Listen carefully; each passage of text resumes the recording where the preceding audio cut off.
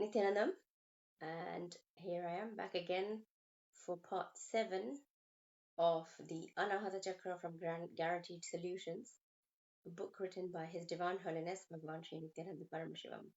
So, hello to everybody, and I'm ready to dive right into it because I took a little peek at the next bit of the chapter, and it's quite interesting actually because Swamiji today touches upon what I had spoken about yesterday. When I come to it, when I actually come to it, I'll point to it. But anyway, for those of you who are watching the video for the first time today, today is part 7 in the Jit. In the Jit is usually the first one to tune in. And Suranga, yes, Nithyanandam Suranga. How are you settling back into UK? Suranga has had amazing darshan of Lord Kalabhairava at Biddi and is back in UK. I'm sure settling back down. Jeanette, hello. So this is the book Guaranteed Solutions, and it's a book which actually goes into all 7 chakras. And Swamiji goes into the content of how each chakra gets blocked by different thought currents, if you like. So the one that we're attending to at the moment, or the one I'm attending to at the moment, which is part 7. Today is part 7. I'm reading through the chapter and sharing inside clicks that I'm getting as I go along. And I'm finding that, well, I've read this book before several times, but I'm finding more intense layers of understanding as I am going through these parts live on Facebook. Okay, so the heart center, Anahata Chakra, gets blocked by attention need and approval seeking. And Swamiji is just going through how we are so caught up in attention need and approval seeking.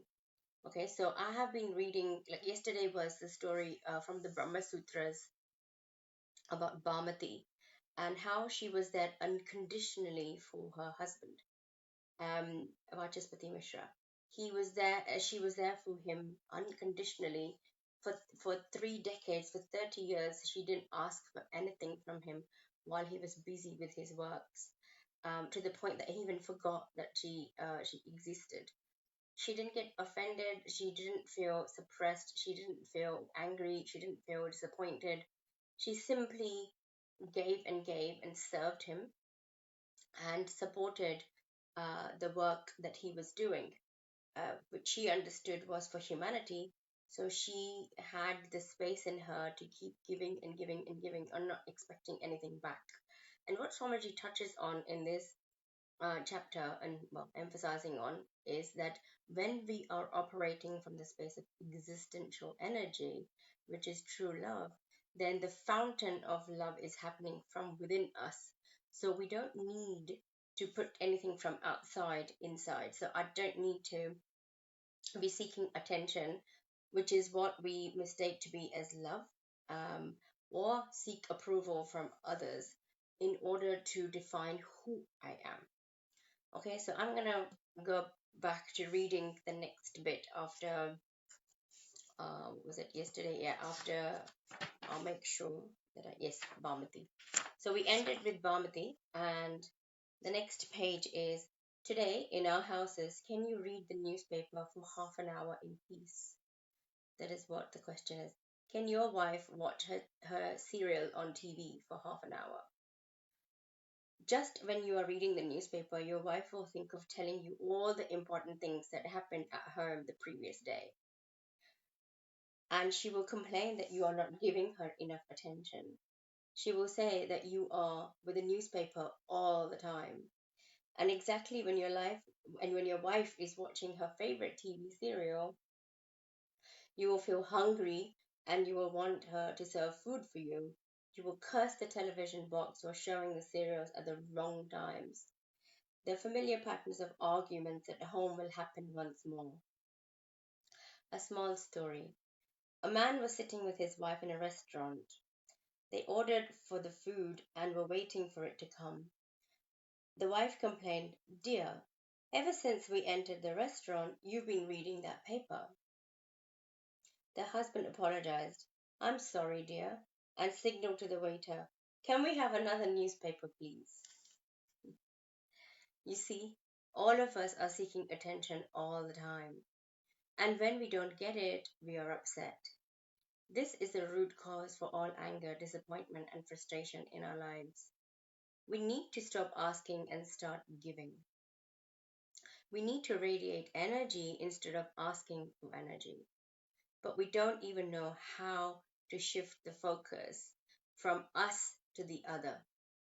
And this is a bit where I actually started to share in the beginning of the video, where I was like, okay, so I've had a sneak peek at what is being shared. And yesterday I was saying I don't even know how to shift from existent from the typical way of expecting love, which is attention and approval seeking, to existential energy. Like, this is exactly what I was talking about yesterday. That's what Swamiji is saying, but we don't even know how to shift the focus from us to the other. So we're so used to seeing ourselves as the center of attention. We need to start seeing the world outside as the center of attention. And Swamiji says, so how to do this? For the next few days, Swamiji is giving an exercise which is really quite cool. For the next few days, I want you all to do this small exercise. Choose a partner from amongst yourselves of the same gender. Look after that partner completely. Your first concern should always be for the other person's comfort. You should always look to see if he or she is happy and comfortable. Find out if they need anything more. Instead of grabbing the plate for yourself first, give the person the plate and then you take. If there is no warm water coming in your room, find out if there is warm water for them in their room. And I don't want you to pair up with your friends or relatives. So this is an exercise Swamiji is giving so that we can start living from a space of life is for others, which you may, if you've listened to Swamiji's satsang, you may have heard this one, live life for others. So make sure you can do this for the next few days, actually, maybe for the next 2 to 3 days. Play with it. So find a partner from the same gender and make sure that they're not a friend or a relative, a complete stranger. I don't want you to choose people whom you can exchange address with later on, with whom you can be friends later. Simply choose a stranger, the person standing closest to you. Of course, this was done in conditions where there was a program, but you can see how you can do that in your day-to-day life. Find a complete stranger to take care of. Just choose at random. Almost all our lives we worry only about ourselves. At the most, we worry about our close family, and that too because we feel that it is our duty and we think that it is love. When you start doing this exercise, you will get a chance to see what selfless love is like. It is selfless because you don't expect anything from the other person. You see, real love is something so deep, so energizing, that you will not know it unless you experience it. Love is an expression of energy, not something that is transacted. Tell me one thing. Can you love people whom you meet for the first time? So somebody answers, no, Swamiji. So Swamiji says, why not? We don't even know them, Swamiji. Then how can we love them? Exactly. That is what you think. Let me tell you, with a little bit of intellectual understanding and meditation, you will realize that you can simply love without a reason. You can love the trees on the road. You can caress them and feel the energy flow from you. You can love people whom you pass by on the road without even knowing them. Love is actually your very being, not a distilled quality that you possess. Nothing is misconstrued. Nothing is as misconstrued as love is today. This is exactly what I was saying a few days ago. We have a misunderstanding about how what love is. So questioning what it is matters. So Swamiji is saying nothing is as misconstrued as love is today. Today, love is more of a transaction. If someone says something nice to you, you love him. Tomorrow, if the same person falls short of it, you don't love him as much as as much. You probably hate him. So I'm just gonna pause there, and it's a pleasure to read from the Guaranteed Solutions. It is also good to revisit and to have deeper clicks and realize that actually there's a lot to dig in when it comes to our day-to-day the day-to-day happenings in our life, and to take a closer look at exactly um, important things like love, for instance, which I feel our life revolves around. Okay, and then we have a misconstrued idea about it, and then we've built a life around this misconstrued concept idea. Then that's just going from um, one accident or accidental living, creating more pain for ourselves and others, and it's like a vicious cycle. So it's again, uh, after reading this once again, I would like to say that we do need to look at what is love and how are we operating today in our day-to-day life. So if we're operating from the space of transaction, then that is going to lead to unfulfillment. That is going to lead to um, both or anybody that you're having a relationship with being unfulfilled. And um, I guess unhealthy relationships where there is more conflict than there is bliss. So if you to redefine everything, okay, it may be a little bit awkward. It may be, it may take a little time even to transition from transactional love to existential energy, which Bhagavan refers to as pure love, because that's all about giving. And this is not like, okay, if you give, then I'll give. It becomes transactional, and then it goes into a cycle of revenge and withdrawing and withholding and passive aggression, etc., etc. So anyway, point is, what is the point I want to make today? Redefining what is love and how are we showing up in our lives when we say, I love somebody. Can we love a stranger? Is it possible? Are you ready to experiment with what the exercise that Swamiji has showed in this book? Are you ready to experiment with it and see, touch, maybe get a glimpse of exactly what Swamiji is talking about, which is you can love a stranger. Okay, you can love a complete stranger. So part 7, I would welcome anybody that's been watching this video to play with this.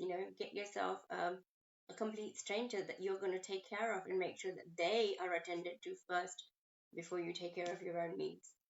Test it out, play with it, see what you think. Write your comments, and I look forward to hearing from you. If you have questions, let me know as well. So I'll just give a quick hello to say a quick hello to everybody that's been watching. So, Suranga, Ma, you're just brilliant. Thank you very much. Suranga, yes, thank you very much. It's good to have you back in UK. I'm glad you had a good time in Aberdeen. Rahul, Rahul, has been a very long time, so it'll be good to see you again at the London Centre. Anupama, Hadis, Carmel, and Sri Nithyananda, Alexandra, Jeanette. Yes, wonderful. Thank you so much for watching, and I look forward to seeing whether you played with this wonderful um, exercise that Swamiji has given today as a part of the Guaranteed Solution reading. So I will be uploading this onto my YouTube channel as well, so you can watch them easily and you can find the parts part 1, part 2, part 3. Um, it's a bit more tricky on Facebook, but it's easier on YouTube. So I'm on YouTube as Manitya Atmadyananda. You can find me there. It's good to connect back with you, and I'm going to connect back again tomorrow. And see you again. Have a good night. Remember, tomorrow morning, actually, Swamiji is coming live. He's going to be live. So catch Swamiji for the live satsang. And also, if you'd like to offer Pada Puja at Swamiji's lotus feet, do.